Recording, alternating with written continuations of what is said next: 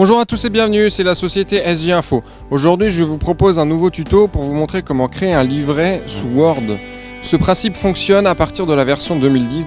Donc je vais vous montrer deux solutions. La première solution, ça va être créer un livret à partir de zéro, à partir de rien du tout, à partir d'un document vierge.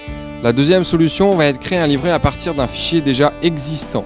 Alors on ouvre Word, on fait un document vierge. On a une page A4 portrait normale. On va faire mise en page. On va cliquer sur ce petit logo. Et ici, afficher plusieurs pages, on va mettre disposition livre. On peut mettre la reliure par exemple à 1 cm. Ce qui fait qu'on a 5 mm de chaque côté pour la reliure. C'est en fonction de la reliure que vous avez. Si vous avez une reliure règle, une reliure spirale, etc.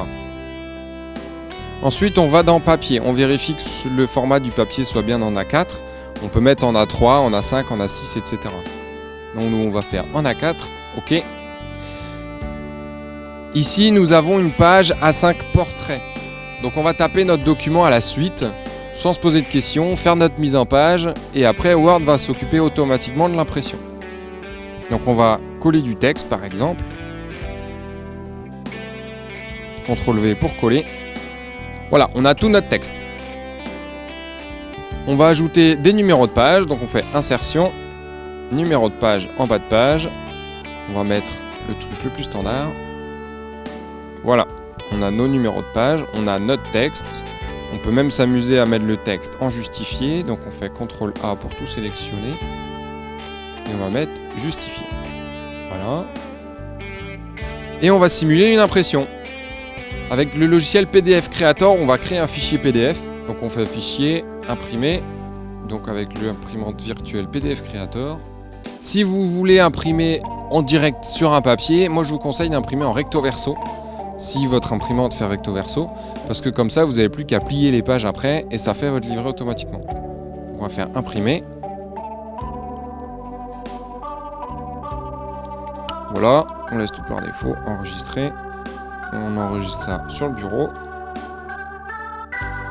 Et voilà notre fichier PDF. Donc on a la première page à droite, ensuite la 2 à gauche, la 3 ici, 4, 9, 8, 5, 6, 7. Si on imprime sur du vrai papier et qu'on plie les feuilles, vous verrez que les pages tombent pile poil bien. Alors attention, si vous voulez exporter votre fichier Word en fichier PDF, je vous conseille de le faire avec PDF Creator parce que si vous faites exporter et créer un document PDF XPS, eh ben ça va faire tout simplement, je vais vous montrer, ça va faire le fichier que vous avez à la suite. Hop, on va aller le chercher. Voilà. Si vous faites avec exporter en fichier PDF XPS, ça fait comme ça. Alors que si vous simulez une impression et que vous exportez le fichier avec PDF Creator en PDF, ça fait directement en mode livret. Donc après, il suffit juste d'imprimer en recto verso et ça marche tout de suite très bien. Maintenant, je vais vous montrer à partir d'un fichier déjà existant. Donc j'ai créé ici un fichier test 1. Voilà. Donc on a le fichier en mode A4 paysage, séparé en 2 colonnes. Pour mettre ça en mode du coup A4 portrait, pour pouvoir rebasculer en mode livret, on va faire un truc assez sympa. On fait mise en page, orientation portrait. Donc on a retrouvé nos 2 colonnes mais en mode portrait.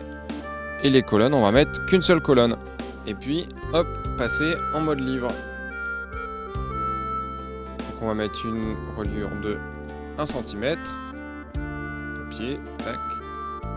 OK. Si vous avez de la mise en page vraiment spécifique, normalement ça garde. Par contre, voilà, il y a moins d'espace à gauche, à droite. Si vous n'avez pas les règles à gauche et en haut, il suffit simplement de faire affichage et de cliquer sur la case règles. Et il suffit après simplement de faire effectivement comme tout à l'heure, fichier imprimé, hop, en PDF Creator. Voilà. Test 1 par exemple, enregistré sur le bureau, tac. Et voilà.